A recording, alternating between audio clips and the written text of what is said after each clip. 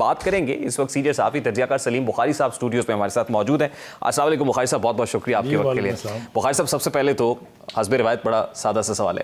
مریم نواز صاحبہ جس طرح سے پیش قدمی کر رہی ہیں اور 5 کے ٹولے میں ایک ایک کو بے نقاب کر رہی ہیں. پہلے ثاقب نثار کے بارے میں بات کی, ثاقب نثار بول پڑے, پھر فیض حمید سے متعلق بات کی, انہوں نے ایک سینئر صحافی کی وساطت سے اپنا رسپانس دیا کہ وہ اس پر کیا ہے, وہ بھی ایک اعترافی جرم تھا.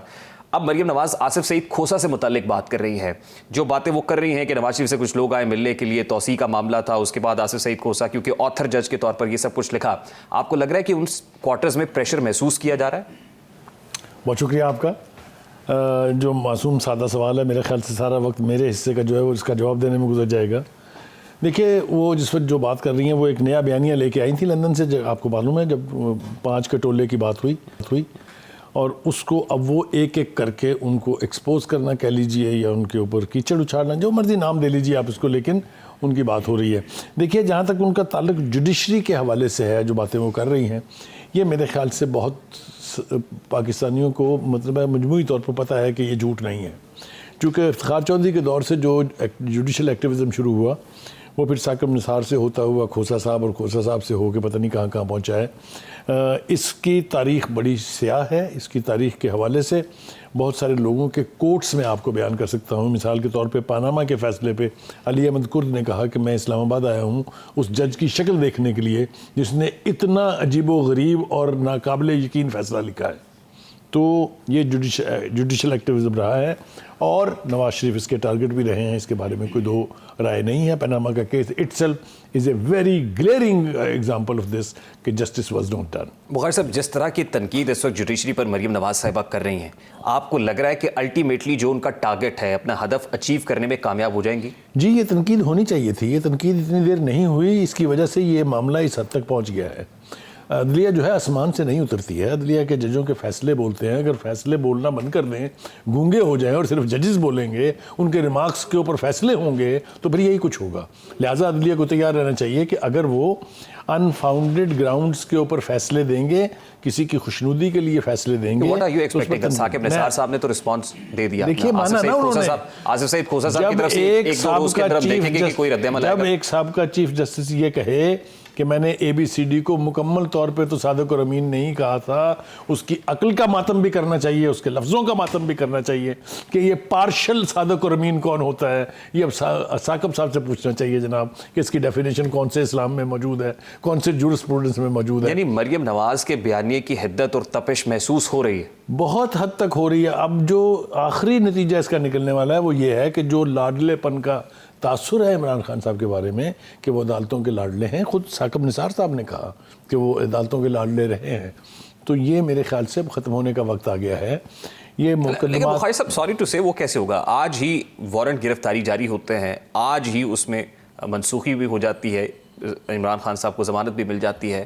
مطلب ایک طرف تو تنقید ہے اور آپ کے مطابق وہ تپش محسوس بھی کی جا رہی ہے, دوسری طرف پیرلل جو لاڈلائزم ہے وہ بھی بڑھتا چلا جا رہا ہے. یہ آپ نے ایک جو مثال دی ہے کہ رات کو وارنٹ گرفتاری جاری ہوتے ہیں, اگلے دن صبح جو ہے وہ معطل ہو جاتے ہیں, یہ سب کچھ ہی اس لاڈلا پن کی نشانیاں ہیں جو میں آپ سے عرض کر رہا ہوں. لیکن اس کی بھی ایک اپر لمٹ ہے, ایک حد پہ جا کے اس سے ختم ہونا ہے, جو کہ مجھے اب دکھائی دے رہا ہے. جیسا آپ نے اپنے ابتدائیے میں کہا کہ عمران خان صاحب کب تک بچیں گے, مریم نواز بھی کہہ رہی ہیں کہ وہ کب تک بچیں گے. اب بچنے کی امید اس لیے نہیں ہے کہ آپ کے مطابق بھی, اور خود میں بھی اس کو تسلیم کرتا ہوں کہ 3 مقدمات کی نوعیت ایسی ہے کہ دنیا کا کوئی جورسپروڈنس لے آئے, دنیا کے کسی بنانا ریپبلک کی عدلیہ اٹھا کے لے آئیں, وہ بھی ریلیف نہیں دے سکتی عمران خان صاحب کو. اس میں توشہ خانہ کیس ہے, اس میں ٹیرن وائٹ کا کیس ہے, اس میں فارن فنڈنگ کا کیس ہے. یہ تو خوفناک. توشہ خانہ کیس میں فوجداری کارروائی شروع ہونی ہے, جج صاحب ناقابل ضمانت وارنٹ گرفتاری جاری کرتے ہیں, حکومت گرفتاری نہیں کر پاتی ہے. سر کریکٹ. دیکھیے, حکومت کی طرف سے جس پیشنس کا مظاہرہ کیا گیا, یا جو آپ کہہ لیں ان کی سافٹ ہینڈلنگ ہے, اس کا بھی اب خاتمے کا وقت ہے. They have to do it. اگر یہ ریٹ اسٹیبلش نہیں ہوگی حکومت کی جس کا کہ مظاہرہ ہم نے کل دیکھا.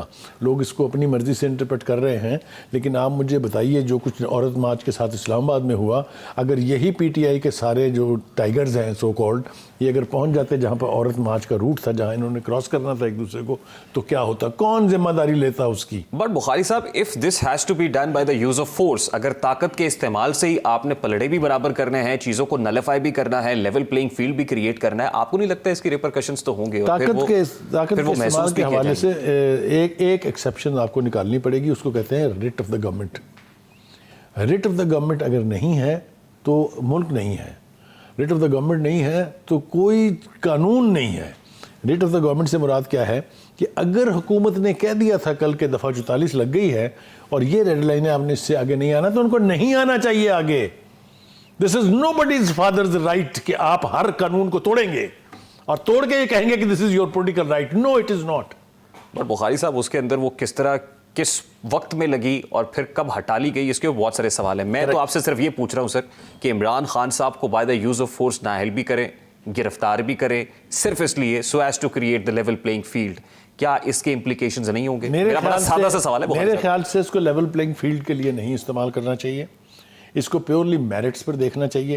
وہ شخص جو پوری دنیا کو چور اور ڈاکو کہتا ہے, وہ شخص جس کی زبان کا حال یہ ہے کہ جس کو وہ پنجاب کا سب سے بڑا ڈاکو کہے, اس کے سپرد اپنی پوری پارٹی کر دے, اس کو چیف منسٹر بنا دے پنجاب کا, یہ کیا ہے؟ Is it leadership?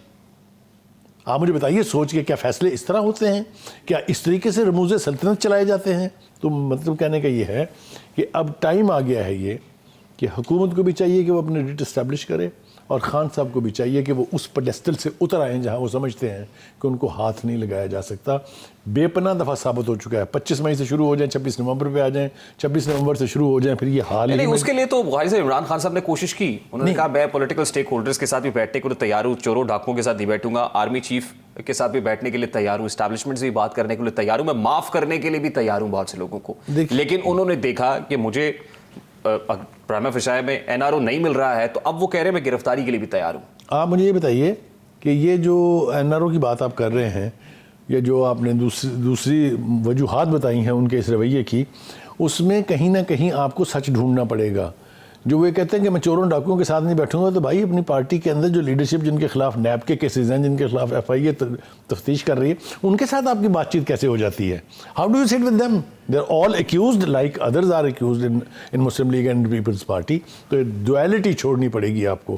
The time is fast approaching when he has to be realistic, otherwise نقصان. اچھا بخاری صاحب, لاسٹلی چیزیں بڑی کوئکلی ہو رہی ہیں, بڑی تیزی سے جو وقت کا پہیہ ہے وہ گھوم رہا ہے. آپ کو کیا لگ رہا ہے آنے والے دنوں میں, اب پاکستان مسلم لیگ نون نے بھی لگتا ہے کہ انتخابات کی تیاری شروع کر دی ہے, ٹکٹو وکٹو کے بارے میں وہ سوچ رہے ہیں, عمران خان صاحب بھی کہتے ہیں کہ گرفتاری سے پہلے میں اپنے کینڈیڈیٹس کو فائنل کر لوں, تو کیا دیکھ رہے ہیں آپ, الیکشنز ہونے جا رہے ہیں؟ دیکھیے, پہلی بات تو یہ ہے کہ وہ جو سپیس 100% خان صاحب کو اویلیبل تھی, صبح سے شام تک ٹی وی کی اسکرین میں پھنستے تھے, پھر نکلتے ہی نہیں تھے.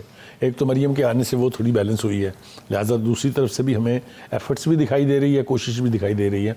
میرا خیال یہ ہے کہ یہ فری فار آل اب نہیں ہے, میدان میں اتر گئی ہیں. وہ بھی جیسی بھی ہیں, وہ جس طرح کی بھی تقریریں کر رہی ہیں, اس میں وینم ہے, اس میں غصہ ہے, وہ سب اپنی جگہ ٹھیک ہے, لیکن چھوڑا تو خان صاحب نے بھی کسی کو کہیں کا نہیں ہے نا. چاہے وہ ججز تھے, چاہے وہ جرنیل تھے, وہ نام رکھے ہیں ان کے جو ہم نے کبھی تاریخ میں سنے نہیں ہیں. تو if he can get away with it, تو بی بی کی بھی جان چھوٹ جائے گی. لیکن الیکشن یہ دو مجھے لوگ کہتے ہیں کہ نہیں ہوں گے. جو ابھی ہم ریسنٹ رپورٹ جو بالکل لیٹسٹ ہے وہ یہ کہ ایجنسیز نے بھی کہا ہے کہ جناب ہمارے ہاتھ کھڑے ہیں, ہم ایسے حالات میں جب ہر تیسرے دن کوئی نہ کوئی بڑا دھماکہ ہو رہا ہو, ٹیررزم کی ایکٹیویٹیز ہو رہی ہوں, ہم ذمہ داری لینے کے لیے تیار نہیں ہیں. فائنانس منسٹری نے بھی کہہ دیا کہ بھائی صاحب ہمارے پاس تو یہ بس پیسے ہیں, اس سے آپ کہہ رہے ہیں. میں کہہ رہا ہوں اس سب کچھ کے باوجود بھی اگر الیکشن ہونے جا رہے ہیں, I am not against elections, میرے خیال سے الیکشن ہونے چاہیے, لیکن اس کے مشکل سوال. میرے خیال سے پنجاب اور کے پی کے میں الیکشن ہو جائیں گے. آپ کو لگ رہا ہے کہ آنے والے یعنی جو مقررہ جو time schedule election commission of Pakistan نے طے کیا اس کے مطابق ہی ہوگا؟ ہاں بالکل اس کے مطابق ہوں گے. پھر سوچ لیں, میں سوچ کے بول رہا ہوں, اس لیے میرے پاس اس کا جواز ہے. نہیں, ترازو تو پھر برابر نہیں ہوا. نہیں, ترازو تو برابر کبھی ہوگا ہی نہیں. ترازو نے اس قیادت میں بیلنس نہیں ہو رہا. ذمہ داری سے کہہ رہا ہوں can stand the test of time. Maryam Nawaz صاحبہ کہتی ہیں کہ انتخابات ہونے چاہیے، ضرور ہونے چاہیے، لیکن سب سے پہلے ترازو کے دونوں پلڑے ان کی برابر ہونے خواہشات تو بہت زیادہ تھی نا، ان کی تو خواہشات یہ تھی کہ ان کے والد جو ہیں ڈسکوالیفائی نہ ہو، ہوئے کہ نہیں؟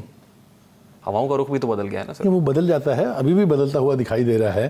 ایک بات جو آپ نے بیماری کے حوالے سے کہی تھی، مجھے تو اس دن یقین آیا تھا کہ یعنی نواز شریف صاحب واقعی بیمار ہیں جب صبح سے شام تک 4 ہیلتھ بلٹن تو جاری کرتی تھی یاسمین راشد صاحبہ جو اس وقت پنجاب کی ہیلتھ کی منسٹر تھی، اور پھر میرے ملک کے پرائم منسٹر نے جب یہ کہا کہ ان کی حالت اتنی خراب ہے کہ مجھے ترس آ گیا ان کے اوپر، تب میں نے مانا کہ نواز شریف بیمار ہیں.